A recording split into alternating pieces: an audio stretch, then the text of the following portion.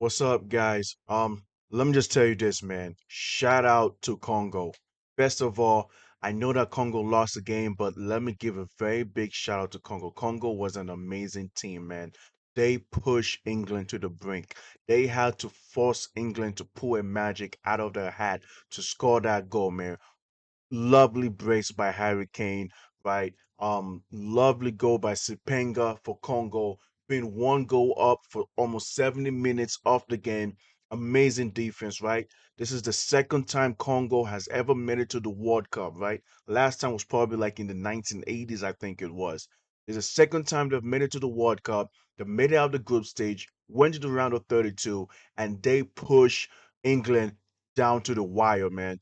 England had to pull something out of their hat, man. Harry Kane had to be captain King Harry in order to lift England out and take them up to the next stage against Mexico. And I have to say this very shout out to Congo, man. I know that Congo is out, but Congolese, you should hold your head held high, man. Lift your head up because you guys was amazing. And this tells me that Congo can come back so much stronger, man. They can come back so much stronger. Now, shout out to England. Harry Kane, my guy, man, going out there and lifting this team right out the brink. This is what a world class striker is, man. When you see Haaland scoring, lifting his team to the next round, when you see Mbappe scoring, taking his team to the next round, right? We are seeing the world class strikers in this tournament show and prove themselves why they are the world class strikers. Why he should be competing for the Ballon d'Or, man. Harry Kane with two goals, with a brace to take England to the next round. Now, I'm going to be honest with you guys. I'm going to keep it a bean with y'all guys. It was looking bad for England. Anyone who watches the game will understand exactly what I mean. That first 20 minutes of that game, it was looking bad for England, bro. I don't know what England was on. I don't know if England thought that they were going to take it easy. I don't know if they thought that this was going to be an easy win. I don't know what England was thinking. Because let me tell you guys this, bro. It's not how it is, man. Congo came here willing to die, bro. It's like Soldier Boy, man. Let's meet up and Congo was willing to come out here and do it, right? And I have to give a very big shout out to not just to England, to Harry Kane, Declan Rice, Jude Bellingham. They did what they had to do, right? Now let me just say this. The first 20 minutes showed up of the game, England was very slow, very lethargic. I was very it felt like, they don't have the urgency to win this game, or maybe they thought that they were gonna easily find the goals and they were gonna cruise through the game. Like that is not how it works, man. Like Congo was coming in with a very powerful, mean, disciplined defense and doing everything they can to make sure that they try to win this game, bro. 7 minute came, Cipenga. Shout out to Mbemba opening up that space for Cipenga to score that goal, and bang, it was England nil, Congo won. And England was, even when Congo scored that goal, England was still very slow. They were still very poor. They were very horrible, bro. I'm sorry. Very, very sad to watch this England squad. It was like, yo, I feel like England, they like to play down to the level, right? Because they have not shown me a great performance since the Croatia game. I'm gonna be honest with you guys. Against Ghana, they didn't show me a good performance. Against Panama, yeah, shout out to Jude Bellingham, shout out to Jude Bellingham with a goal and an assist for getting past Panama, right? And now against Congo, but at the same time, they're all getting the goals, they're getting the win, they're getting the W. But let me just say this. From minute one, England should be coming out blazing. They should be pressing. They should be possessing. They should be doing everything they can to make sure that they are the one who's leading by halftime. They are the one leading, because your next future opponents, they are not gonna just sit back and let you have the ball and have all the time in the world to keep on trying to score like Congo was doing. Mexico ain't gonna do that, right? Maybe if you meet Norway, they ain't gonna do that. So, guys, the first 20 minutes, England was so poor. And then when the hydration break came out, right? Everyone talking bad about the hydration break. I do agree that the hydration break is very flawed, but in the case for Thomas Tuchel, it helped him a lot, right? Got the boys together, drink some water, sip some Gatorade, chill, and then he let them know the urgency of what this game means, man. How urgent they need to be out there playing. They need to be playing with a sense of urgency.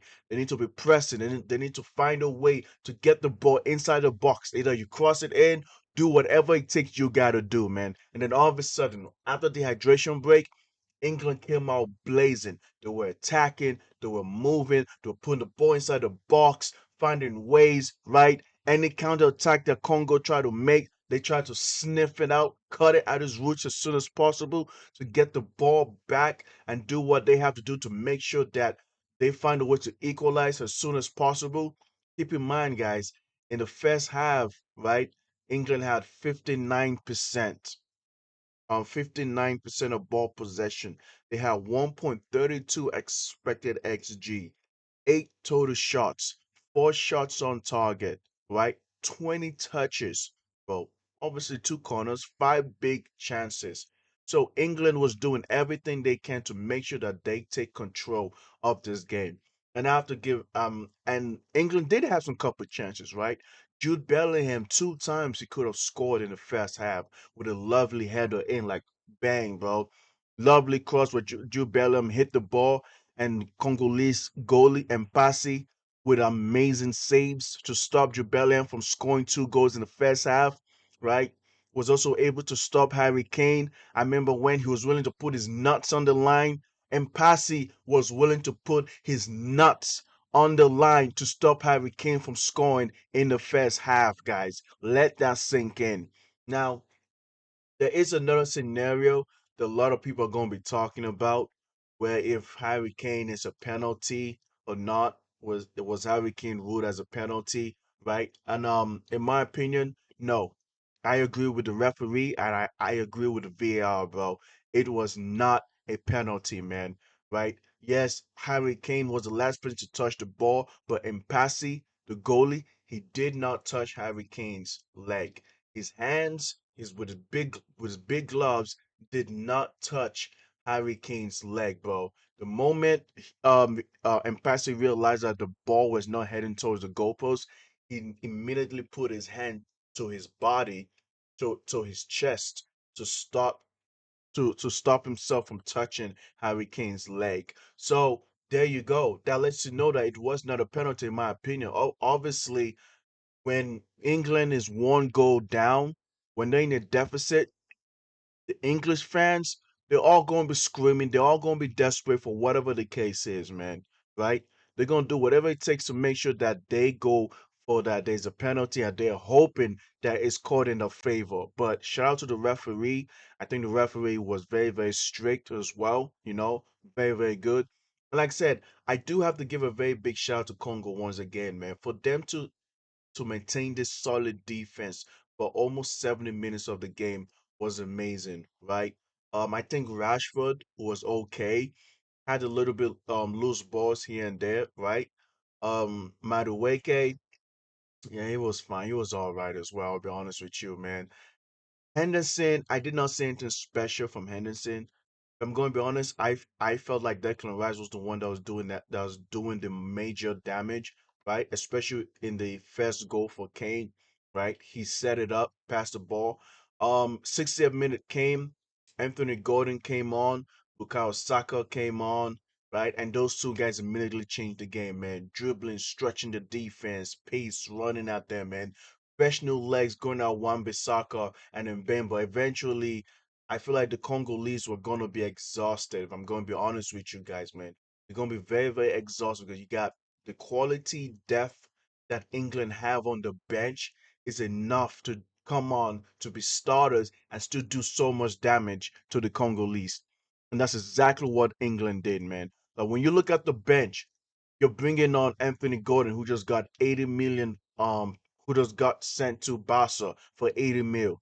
You got Bukayo Saka. You have Eberechi Eze to go out there and come with pace, technique, dribbling, moving the ball in tight spaces. Um, I'd miss the Congolese players.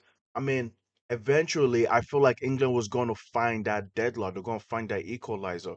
And in the 75th minute, Declan Rice played the ball to Anthony Gordon. Gordon again crosses the ball for Harry Kane to head it in, and bang, England won, Congo won. And I said, man, I don't think Congo can do much, man. I just don't think Congo can do much at all. They don't have quality players on the bench that could come in and do some damage. If I'm going to be honest with you guys, bro, I don't think these guys can. There's no one on the bench that can come in and do something. And eventually, 86 minute, Harry Kane, right, got the ball all the time in the world, shot it, bang, 2-1. My goodness, bro. Hurricane, Harry Kane, King, Harry. That's exactly what you do as a world class striker. You make the moments and you make sure that you give your team that opportunity to advance to the next round. When we're talking about your striker stepping up, that's what Harry Kane did. He stepped up. Now, here's what I'm going to say. It's not the best of England.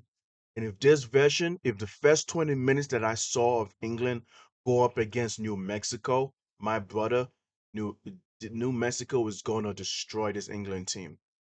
And I'm not talking about in terms of goal scoring. I'm talking about in terms of performance.